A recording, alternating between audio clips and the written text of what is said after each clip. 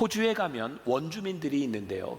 원주민들은 달이 뜰 때 이그러진 달이 있죠. 만월이 아니라 이그러진 달을 보면서 이런 표현을 한답니다. Dreaming, 꿈이 있다는 거예요. 이그러진 달을 보면서. 왜냐하면 이 달은 점점 더 차오를 것이기 때문에 그렇죠. 우리들 중에 어떤 누구도 부족함이 없는 사람은 없습니다. 그런데 부족함이 그냥 부족함으로 끝나는 것이 아니라 그것을 채울 수 있는 우리의 꿈이 있었으면 좋겠다. 우리들에게는 늘 부족함이 있어요. 그것이 우리의 인생이에요. 특히 가난에 대한 문제, 도움에 대한 문제에 있어서도 성경은 우리들에게 명백하게 이야기하는 것이 있는데, 가난은 이 땅 위에서 사라질 수 있는 것으로 성경은 이야기하지 않습니다. 또한 가난을 악이라고 보지도 않습니다. 성경은 우리들에게 그 가난을 우리들이 어떻게 채워갈 것이냐에 대한 이야기를 계속해서 하고 있는 거예요. 또 다시 이야기한다면 우리들이 살아가는 날 동안 우리의 인생 가운데 가난에 대한 문제는 절대로 해결될 수 없는 문제입니다. 그런 문제들 가운데서 우리는 어떻게 그것을 채워갈 것이냐를 우리들에게 이야기하고 있죠. 우리 인생에는 여러 가지 문제가 있겠지만 저는 두 가지의 문제를 오늘 본문의 기초에서 생각해 봅니다. 하나는 우리들의 삶에 늘 불화가 있다는 거예요. 모르겠어요. 여러분들이 이번 설에 만나서 다 그냥 가족들 만나서 좋은 일만 있었는지, 아니면 아무것도 아닌 일을 가지고 약간의 갈등이 있었는지 모르겠어요. 제가 미국에서 공부를 하고 딱 나올 무렵에 그 미국 교회에는 굉장히 유행하던 하나의 프로그램이 있었습니다. 그게 뭐냐면 Conflict Management라는 거였어요. 어떻게 우리들이 갈등을 관리할 것인가. 우리들의 삶은요, 참 많은 갈등들이 있습니다. 문제는 그 갈등이 해결되지 않는 것이죠.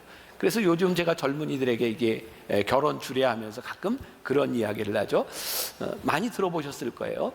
결혼 생활을 하면서 싸우지 않는 방법을 가르쳐 주지 말고 잘 싸우는 방법을 가르쳐 줘라. 왜? 안 싸우고 살 수는 없으니까 잘 싸우는 것이 우리들에게 필요하다는 거죠. 성경은 우리들의 이 갈등에 대한 문제, 이 불화에 대한 문제를 어떻게 해결하라고 말씀하고 있는가, 오늘 본문에 잠깐 언급이 되어 있어요. 화목제물을 드리는 제사를 통해서 5절, 6절, 7절 말씀 제가 한번 읽어드립니다. 너희는 화목제물을 여호와께 드릴 때 기쁘게 받으시도록 드리고, 그 제물을 드리는 날과 이튿날에 먹고 셋째 날까지 남았거든 불사르라. 셋째 날에 조금이라도 먹으면 가증한 것이 되어 기쁘게 받으심이 되지 못하고. 이 말씀을 제가 좀 설명을 할게요. 저에게 성경 공부 프로그램 중에 믿음 생활이라고 하는 교재를 제가 이렇게 쓴 게 있는데, 거기에 보면 이 부분을 제가 좀 언급을 했어요. 이재철 목사님이 쓰신 새신자반에 나오는 그런 내용이기도 한데요, 화목제물에 대한 거예요.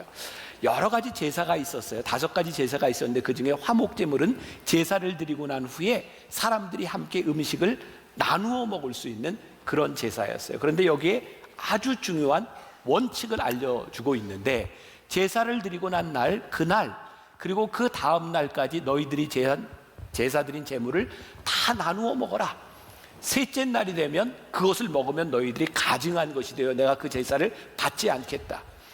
유일하게 함께 나누어 먹을 수 있는 이 화목제물이에요. 소를 제물로 드리는데 당시에 소 한 마리가 한 600kg 정도 나갔다고 합니다. 그러니까 600kg 정도 되는 소를 제물로 드리고 함께 나누어 먹으려면, 그 당시의 사람들을 생각한다면 아마도 그 동네에 있는 사람들이 다 와서 먹어야 이틀 동안 먹을 수 있었을 거예요.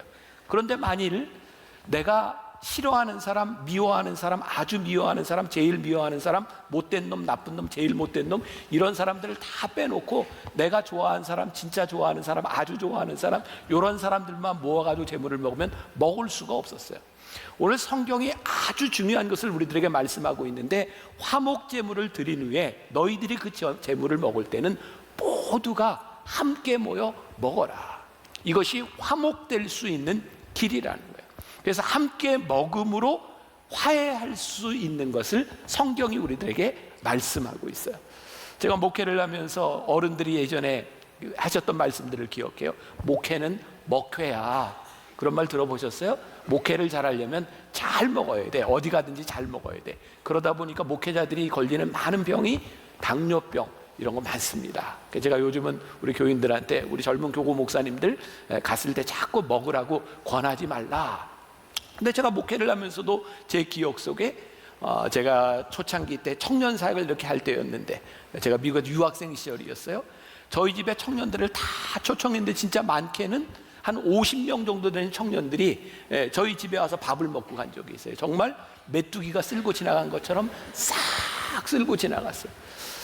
제가 아내한테 참 고마운 것 중에 하나가 그 청년들 사역을 하면서 다 밥하고 함께 먹었던 것. 그런데 진짜 목회는 먹는 것에서 나오는 것 같다라는 생각이 들어요.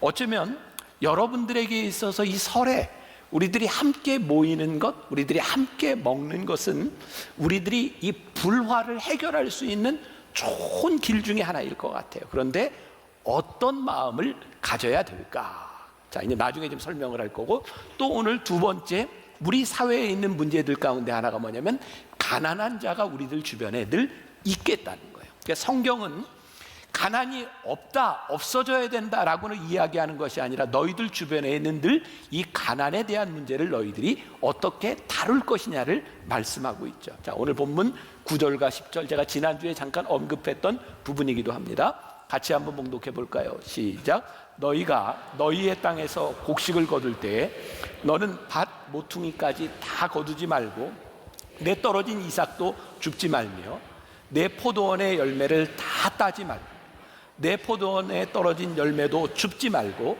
가난한 사람과 거류민을 위하여 버려두라. 나는 너희의 하나님 여호와이니라.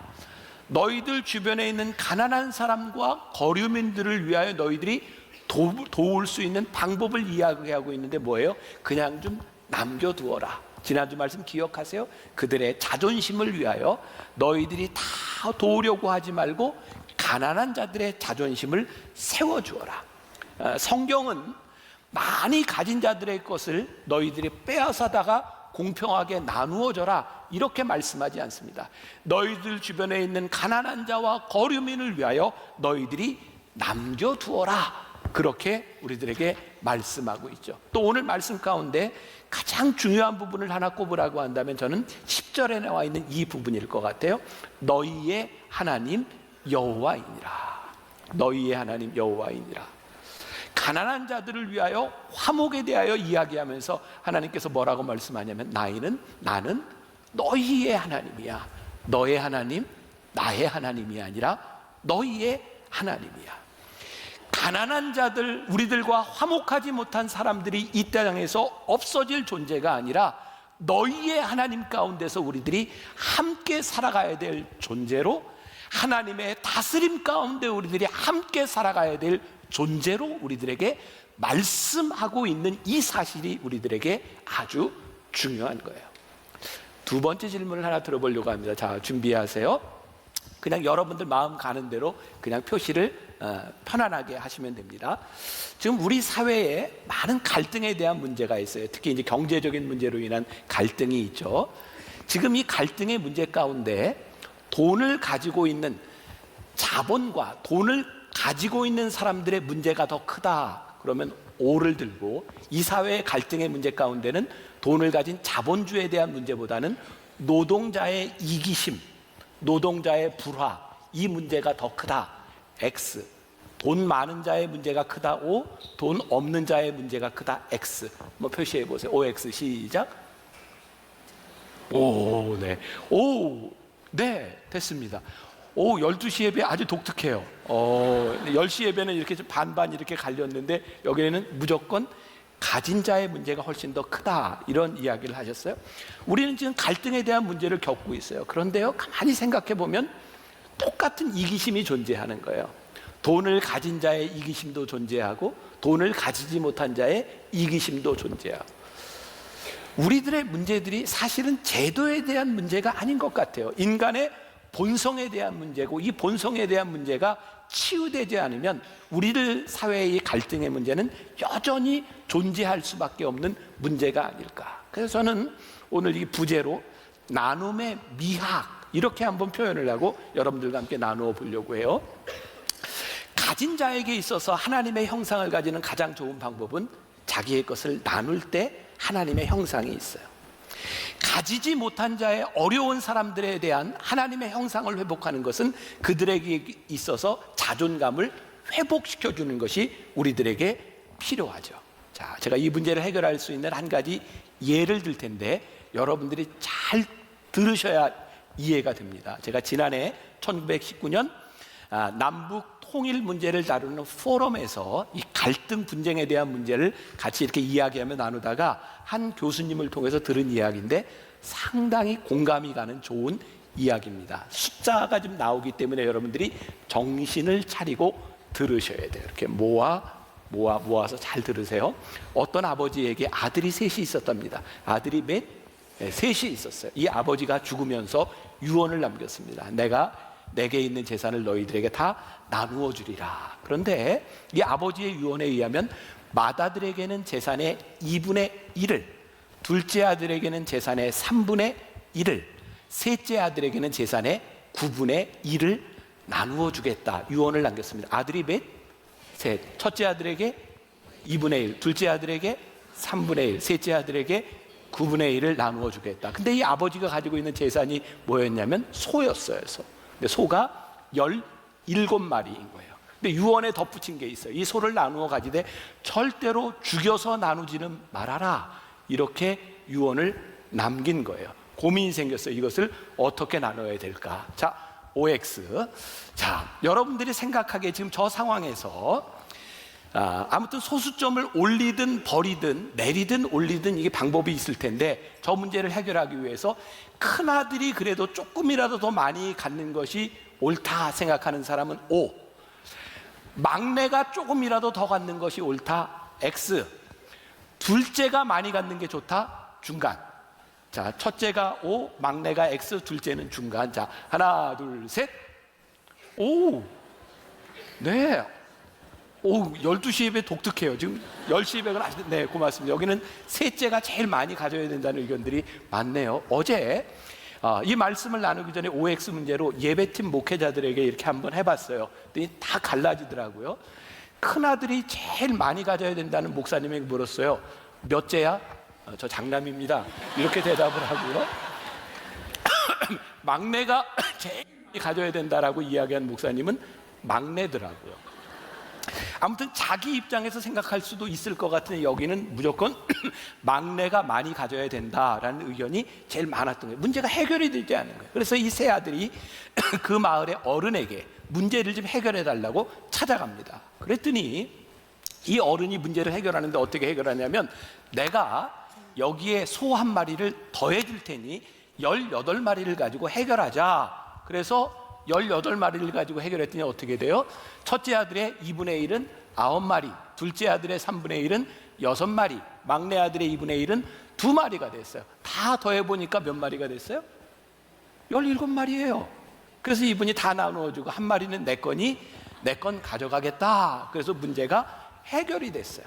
자, 왜 세 아들은 2분의 1, 3분의 1, 9분의 1을 생각하면서 나누어야 된다고 생각할 때 저런 고민을 하게 되었을까? 아마 그들의 생각 가운데는 2분의 1, 3분의 1, 9분의 1을 다 더하면 1이 될 것이라고 생각을 했지만 사실은 1이 아니었어요. 그들은 그냥 그렇게 생각했을 뿐이고 절대 누구도 손해를 보지 않으려고 하니까 반올림, 내림, 이 문제가 해결이 되지 않으니까 본인들이 해결할 수 없었던 거죠. 결국 이런 생각을 하게 됩니다. 재산을 나누는 데 있어서, 나눔에 있어서 이것은 수학과 계산에 대한 문제가 아니라 마음에 대한 문제였던 거죠. 이런 생각을 하게 됩니다. 만일 큰 아들이 동생들을 바라보며 얘들아, 나는 제일 많이 가졌으니 너희들이 많이 갖는 게 좋겠다 라고 자기 것을 버릴 수 있는 마음이 있었으면 어땠을까? 둘째가 형님, 우리는 그래도 많이 가졌으니 막내에게 조금 더 주는 것이 어떻겠습니까? 라고 제안을 했다면 어땠을까? 막내가 형님들 아버지를 모시느라고 애쓰셨으니 제가 적게 갖는 것이 마땅하지 않겠습니까? 라고 제안을 했더라면 어땠을까? 우리의 인생의 나눔에 대한 문제들이 해결되지 않는 것은 수학에 대한 문제, 계산에 대한 문제, 공정에 대한 문제가 아니라 사실은 우리의 마음에 대한 문제일 때가 참 많다는 거예요. 여러분들이 오해하지 말고 잘 들으셔야 합니다. 우리나라가 지금 추구하고 있는 제도가 민주주의 아닙니까? 여러분, 민주주의 괜찮은 제도입니까? 저는 별로 그렇게 생각하지 않습니다. 사람들의 대의, 사람들의 의견을 모아서 우리들이 어떤 결정하는 거 참 이게 좋아 보기는 하는데, 이것은 사람들이 선하다고 하는 것을 전제할 때 이 제도는 괜찮은데 사람들은 별로 선하지 않습니다. 어쩌면 민주주의라고 하는 것보다 공산주의가 훨씬 더 이상적인 제도일지 모릅니다. 왜? 함께 나누자고 하는 거니까. 그런데요, 함께 나누어주는 사람들의 이기심으로 인하여 공산주의도 절대로 좋은 제도가 되지 못합니다. 우리 인간들은 그동안 많은 제도들을 만들어냈어요. 이런 제도, 이런 제도. 그런데 인간의 기본적인 이기심에 대한 문제가 해결되지 않으면 어떤 인간들의 제도도 온전할 수 없습니다. 저는 오늘 우리 나라와 민족이 당면하고 있는, 아니 인류가 당면하고 있는 이 문제들 가운데 저는 우리들의 믿는 신앙과 하나님을 믿는 우리의 믿음이 소망이라고 생각하는 것은 하나님께서 우리들에게 주시는 하나님의 마음을 알게 할 때 이것이 가능하기 때문이에요. 우리들이 흔히 이야기하는 굉장히 이상적인 공동체가 있습니다. 사도행전 2장에 나오는 성령을 체험한 사람들이, 초대교회 성도들이 함께 모였습니다. 사도행전 2장 42절 이하에 나오는 말씀에 보면 초대교회 공동체에 대한 이야기가 나와요. 아주 멋있는 특징 중에 하나가 이런 거죠.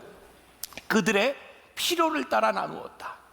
성령을 체험한 사람들이요, 하나님의 믿는 사람들이 어떤 공동체를 이뤘냐면 자기들이 가지고 있는 재산을 다 가지고 와서 어떻게 했어요?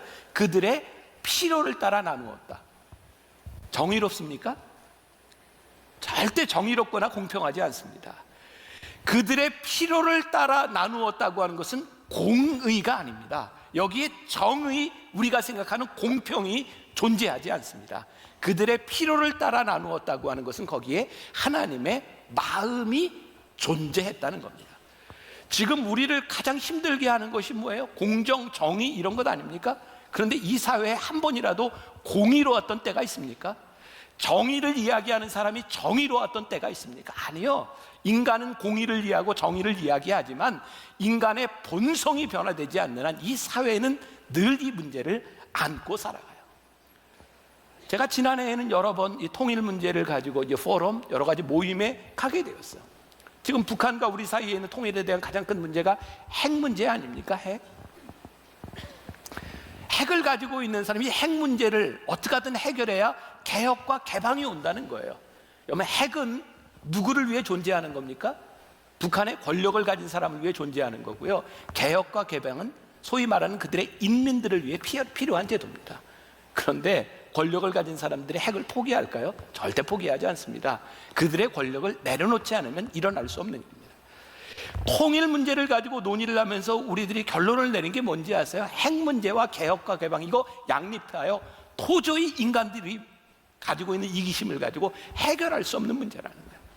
결국 우리 그리스도인들이 어떤 마음을 가지고 접근해야 하는가? 하나님의 마음을 가지고 우리들이 차근차근 접근하지 않는다면 제도와 권력에 대한 문제를 가지고는 이것은 풀어낼 수 없는 문제라는 거예요. 우리 사회의 가장 비극적인 일이 뭡니까? 지난 70년 동안 6.25 이후에 우리 사회는 아주 극명하게 나누어져 있었어요. 갈등이 존재하고 있어요. 한편에서는 계속해서 빨갱이라고 이야기하고, 한편에서는 계속해서 친일이라고 이야기를 하고. 여러분, 속지 마십시오. 정치하는 사람들은 이 프레임을 만들어놔야 적과 아군이 분명해야 자기의 힘이 주어지기 때문에 끊임없이 세상을 나누려고 합니다. 정치적인 논리로 이야기하는 어떤 사람도 저는 선하지 않다고 생각합니다. 그들은 자신의 권력만을 추구할 뿐입니다. 요즘 제가 이런 얘기를 해서 공격을 받는 거예요.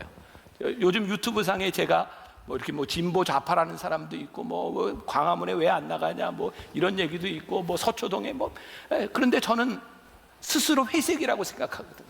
근데 세상은 회색을 욕해요. 저는 이렇게 항변하고 싶어요. 회색도 색이에요. 검은색도 있고 흰색도 있고 회색도 있는 거예요. 그런데 우리는 언제부터인가, 여러분 잘 기억하세요. 우리는 언제부터인가 이념의 갈등만을 가지고 있어요. 이념으로 소통이 이루어지지를 않아요. 왜 우리는 이렇게 되었는가? 적이 아니면 왜 아군으로 이렇게 딱 나누어서 우리는 그렇게 살게 되었는가? 저는 우리 대한민국이 가지고 있는 이 문제들 가운데 하나님 정말 이 민족 위에, 하나님이 한국 교회 위에 하나님의 마음을 가지고 하나님의 마음이 무엇인지를 볼 수 있는 사람들이 되어서 내가 적과 아군으로 나누어지는 것이 아니라 우리 하나님의 자녀인 것을 보게 하여 주옵소서. 저는 그래서 진짜 교회와 이 땅에 신앙을 가진 우리들이 소망이라고 생각해요. 세상에 그렇게 쉽게 흔들릴 수 없는 사람들. 제가 한 가지 더 묻습니다. 저와 신앙생활을 꽤 오래 한 분들은 이 질문에 대해서 답을 좀 쉽게 생각할 거고요. 아니면 그냥 아무 생각 없이 할 수도 있고 다 괜찮습니다. 자, 가난한 자와 부자가 있어요. 둘이 싸워요. 가난한 자 편에 나는 서는 것이 옳다 0표, 부자 편에 서는 것이 옳다 X표. 자, 가난한 자 편에 서는 게 0표, 부자 편에 서는 게 X표. 자, 하나 둘 셋. 네네. 저하고 신앙생활을 꽤 오래 한 사람들은 이렇게 중간 O가 많아요. 됐습니다. 괜찮습니다. 자, 제가 그런 얘기를 참 많이 했죠. 가난한 자와 부자가 싸울 때 우리는 누구 편에 서야 되는가? 옳은 자의 편에 서라. 성경은 가난한 자의 편을 들어주라고 이야기하지 않습니다. 부자의 편을 들어주라고 이야기하지 않습니다. 이 땅 위에는 가난한 자도 있고 부자도 있어요. 누가 옳은가? 누가 하나님 앞에 옳은가? 누가 하나님의 마음을 가졌는가가 우리들에게 중요한 일이지, 우리는 이념으로 갈라지는 공동체가 아니라는 것을 분명히 이야기하고 있어요. 제가 10여 년 전에 월드 휴먼 브릿지라는 NGO 단체를 만들었어요. 저는 굉장히 이상주의에서 출발했습니다. 만들어 놓고 많이 후회했어요. 너무 힘들었어요. 너무너무 힘들었어요. 내가 왜 일을 이렇게 힘들게 해야 되는가? 몇 번을 접을 생각을 했어요. 근데 하나님께서 저에게 주신 마음이 있었어요. 힘들지. 네가 그렇게 열심히 한다고 이 세상이 얼마나 바뀌겠니? 근데 하나님이 나에게 주신 확신이 있었어요.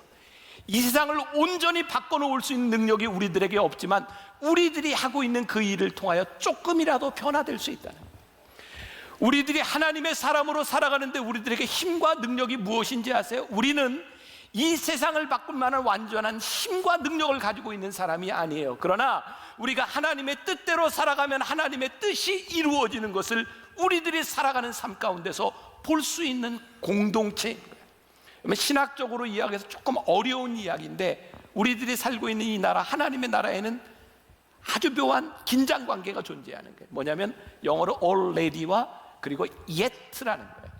하나님께서 이미 우리들에게 하나님의 나라를 선포하셨어요. 그런 의미에서 이 땅은 하나님의 나라가 이루어져야 되는 거예요. 그런데 이 땅에 하나님의 나라가 아직 임하지 않았어요. 왜? 우리는 아직 부족하고 우리들이 죄 가운데 있으니까.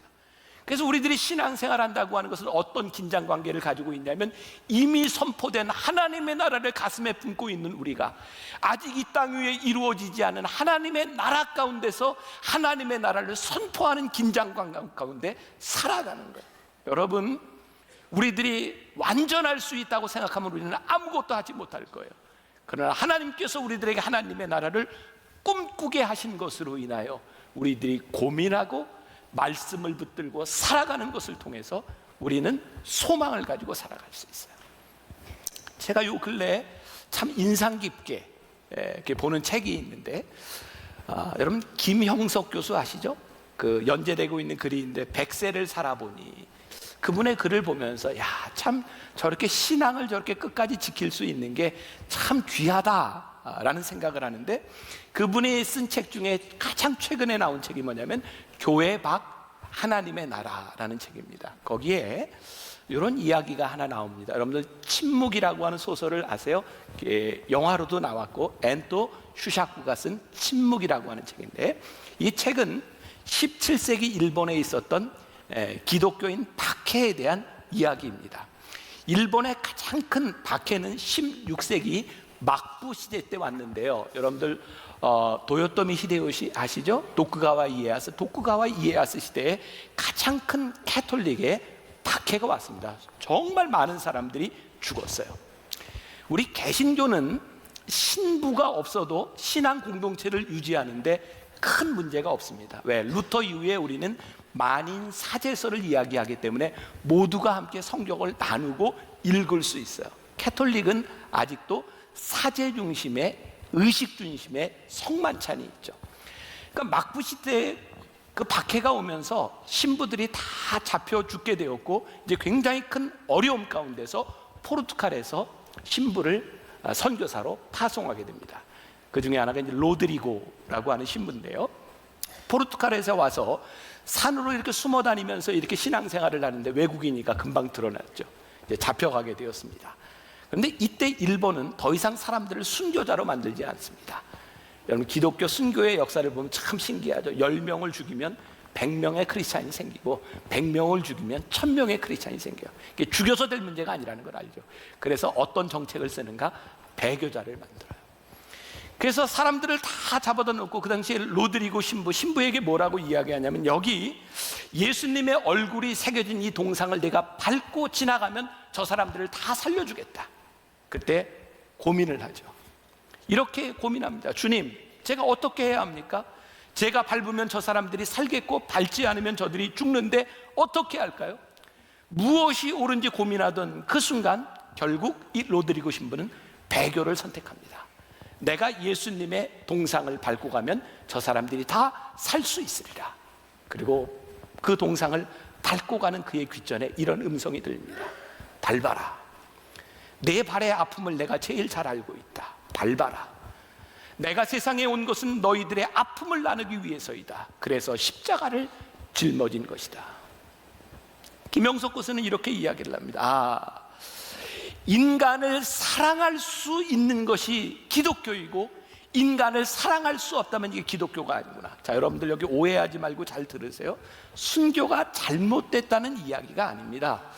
순교하고 우리의 목숨을 걸고 신앙을 지키는 것 귀한 일입니다. 그러나 이 신부의 입장에서 예수님이 이 땅에 우리를 위해 십자가를 지셨던 그 마음을 가지고 내가 혼자 배교하면 이 사람들이 살릴 수 있다고 하는 그 마음 때문에 배교하는 그 마음은 하나님을 배신한 것이 아니라 그가 십자가를 지는 심정으로 예수님의 동상을 밟고 지나가고 있는 거예요. 우리들에게 많은 것들을 고민하게 만드는 장면입니다. 여러분, 우리는 우리의 믿음을 지키기 위해 기꺼이 순교할 수 있고 우리의 목숨을 버릴 수 있고 우리의 신앙을 지켜야 되는 것이 옳은 일입니다. 그런데 만일 우리의 신앙을 지키는 것 때문에, 내 신앙 때문에 누군가가 아픔을 당하고 누군가가 힘들어하는 것을 외면하고 있다면 우리는 굉장히 이기적일 수 있다는 거예요. 이 책은 우리들에게 많은 것들을 생각하게 만들어요. 옳고 그름에 대한 이야기가 아니라. 그냥 오늘 말씀 가운데 이렇게 이야기하죠. 너희의 하나님, 나는 너희의 하나님이야. 아프고 고통당하는 그 사람의 하나님이고 너의 하나님이고 모두의 하나님이야 라고 우리들에게 말씀하고 있어요. 우리 교회 원로 장로님 아들 가운데 한 분이 아프리카에서 30년 넘게 선교사로 사역을 하고 있어요. 지난해 그분이 이제 책을 써서 저에게 보내줬어요. 사람을 사람으로. 제가 굉장히 인상 깊게 그 책을 보았어요. 30년 넘게 아프리카에서 정말 헌신하며 사역을 하는데 한 번은 정말 마음의 상처를 받은 거예요. 그렇게 이 아프리카 땅을 위해서 그렇게 힘쓰고 애썼는데 같이 데리고 있던 스텝 중에 하나가 부정을 저지른 거예요. 네가 어떻게 이럴 수 있냐고. 그랬더니 아프리카 사람이 이렇게 이야기를 하더래요. 너희들도 우리를 위하여 일한다고 하자면 너희들은 우리들 때문에 먹고 살잖아. 많은 구호물자를 가져와서 아프리카 사람들을 도와주고 있지만 사실 이 일로 먹고 사는 너희가 많이 있잖아. 그러니까 너희도 우리를 이용하는 거 아니냐고. 그러면서 누구를 돕는다는 것과 이타심에 대한 고민을 하기 시작한 거예요. 우리는 진짜 누구를 순수하게 타인을 위해서 우리는 존재할 수 있는가? 그들을 위해 우리는 살 수 있는 존재인가?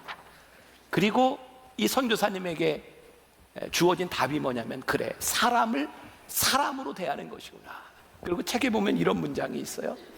그들은 나와 구분된 타인이 아닙니다.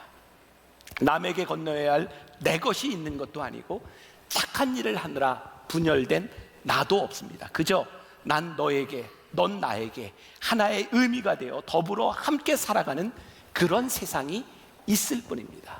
말이 좀 어렵죠?